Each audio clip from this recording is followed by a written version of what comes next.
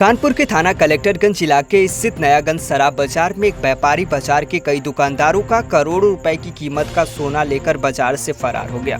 सूत्रों की माने तो करीब 20 करोड़ रुपए का सोना आरोपी लेकर भागा है, जिसकी पुलिस छानबीन कर रही है। जानकारी के मुताबिक राजकुमार गुप्ता का 500 ग्राम सोना राजू भाई ज्वेलर्स के नाम से पीपल वाली कोठी शराब बाजार में फॉर्म चलाते हैं। साथ ही अंशिका ज्वेलर्स नाम से फॉर्म चलाने वाले संदीप कुमार का 800 ग्राम उसी बाजार में राधा बल्लभ ज्वेलर्स नाम से फॉर्म चलाते हैं।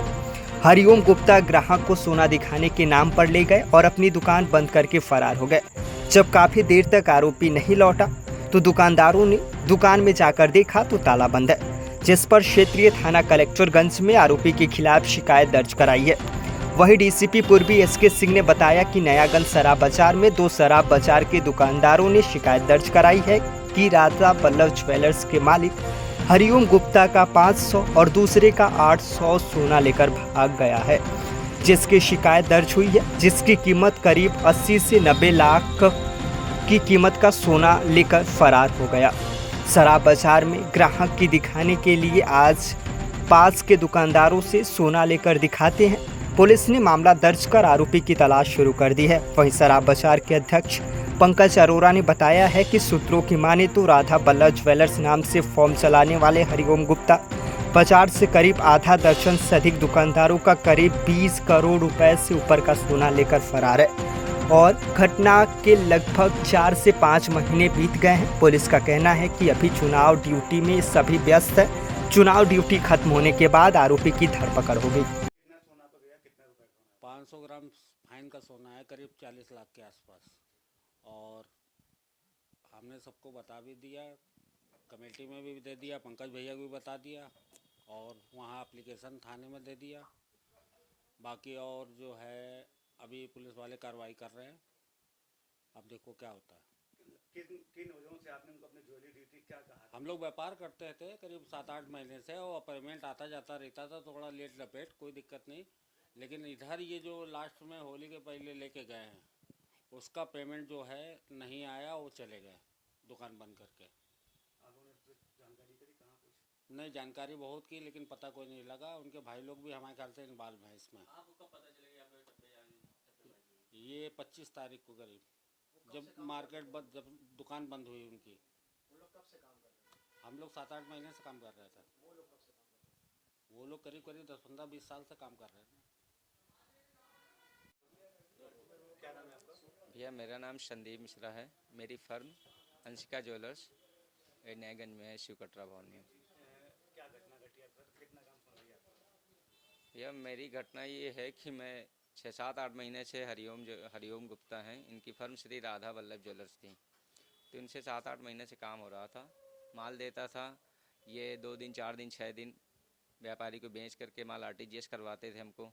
ऐसे कंटिन्यूसली चल रहा था, ठीक ठाक चल रहा था। पिछले महीने इनको माल दिया मैंने, वैसे ही जैसे पिछली कंडीशन होती थी उसी कंडीशन के तहत माल दिया। इन्होंने बोला कि मैं माल बेच करके आपको थोड़ा थोड़ा करके आरटीजीएस करा देता हूँ, जैसे जितना पेमेंट आता है आपको दे देता हूँ। और टाइम निकल गया, 5-7 दिन 10 दिन हफ्ते भर निकल गए। उसके बाद मैंने पेमेंट के लिए बोला, मैंने कहा टाइम हो गया है, पेमेंट करा दीजिए। बोला पार्टी को बोल रखा है, थर्ड पार्टी को, अभी तक आया नहीं पेमेंट, और जैसे ही आता है मैं देता हूँ। मैं 2-3 दिन ठहर गया, मैंने कहा आ जाएगा, किसी को बोला होगा, आगे पीछे हो जाता है कभी कभी।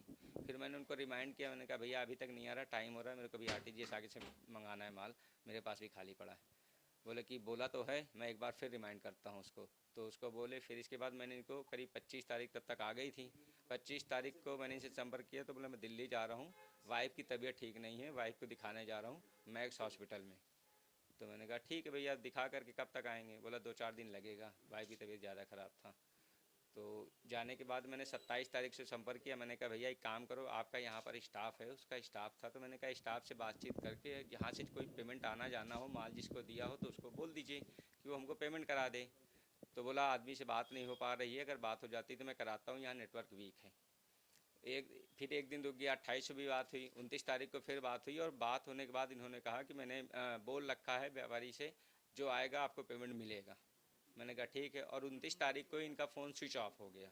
स्विच ऑफ के बाद में इनसे संपर्क खत्म हो गया। इनके भाई को फ़ोन लगाया, भाई से बात हुई तो बोले, इनके भाई से क्या जवाब था कि अनावश्यक आप लोग परेशान हो रहे हैं और परेशान कर रहे हैं। अगर कोई बंदा हॉस्पिटल में है, किसी की वाइफ की तबीयत ख़राब है, कोई जीने मरने में पड़ा है तो आपको पैसे की पड़ी है और किसी को अपने जीवन की पड़ी हुई है, तो पहले उस पर ध्यान देगा। 1-2 दिन सब्र रखो, आ जाएगा, ठीक हो जाएगा, पता चल जाएगा तो आपके पेमेंट मिल जाएगा। फिर 1-2 दिन टल गया, फिर ये सूचना मिली कि इसके भाई से दोबारा मैं सुबह शाम में बात किया तो भाई बोला कि अभी मंडे को आने वाले हैं, बात हो चुकी है, मंडे को आ जाएंगे, आपको दोपहर में दुकान पे मिल जाएंगे। मंडे को, अब संडे से हम इंतज़ार करके उसका फ़ोन लगाते रहे कि शायद स्विच ऑन हो जाएगा, चलेगा, रास्ते में तो ऑन रहेगा। लेकिन सुबह 8 बजे, 8:30 बजे भी सुबह फ़ोन लगाया तो स्विच ऑफ। मैंने तत्काल फ़ोन करके इसको भाई को तो 1 घंटे बाद दिल्ली वाले भाई को फ़ोन किया और बोला कि आपका भाई कहाँ पर है? बोला मैं बाहर हूँ, सूरत में हूँ, मैं तो अभी आया हूँ, आप लोग मेरे को आराम भी नहीं करने देते, मैं थका मांदा आया हूँ। फिर इसके दूसरे भाई को फ़ोन लगाया, मनीष को, उसका जवाब था कि भैया का फ़ोन बंद है, पता चल नहीं पा रहा, जब पता चलेगा तो बताऊँगा। कितने ग्राम सोना, कितने भर सोना है? मेरे 800 ग्राम करीब मेरा ज्वेलरी है, जो वैल्यू करीब 50 के आसपास की वैल्यू बैठ रही है। होगा ये? नहीं, मेरे साथ में तो मेरे दो, एक राजू भाई हैं अपने और एक मैं, मेरे साथ हुआ है। बाकी और भी चर्चा में है मार्केट में बहुत सारा, लेकिन कोई सामने नहीं आ रहा तो मैं किसी को बोल नहीं सकता हूँ इस तरीके से।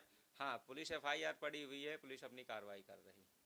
मांगा जा रहा है कि 10 करोड़ का है। नहीं, मैं 10 करोड़ रुपया मानने के लिए तो चर्चा में बहुत कुछ है, मगर बोल ही नहीं सकता मैं उस बात को, तो जो वास्तविक है तो मैं तो उसी के आधार पर बोलता हूँ।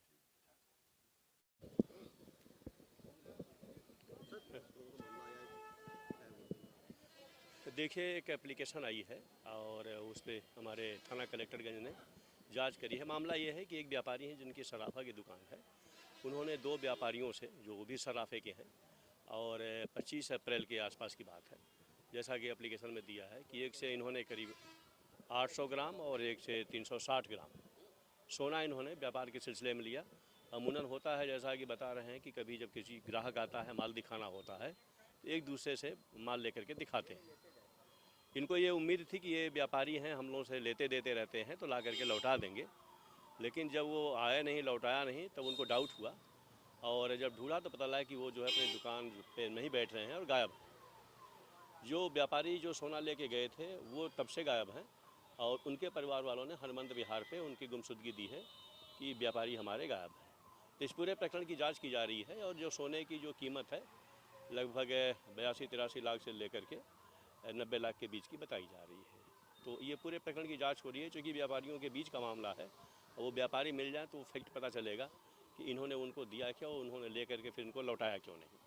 तो हमारी पुलिस लगी हुई, चूँकि उनके मोबाइल बंद हैं, तो सर्विलांस के माध्यम से हम ट्रैक करने का प्रयास कर रहे हैं कि वो व्यापारी मिले, तो इन तीनों लोगों के बीच के जो विवाद का कारण है वो क्लियर हो।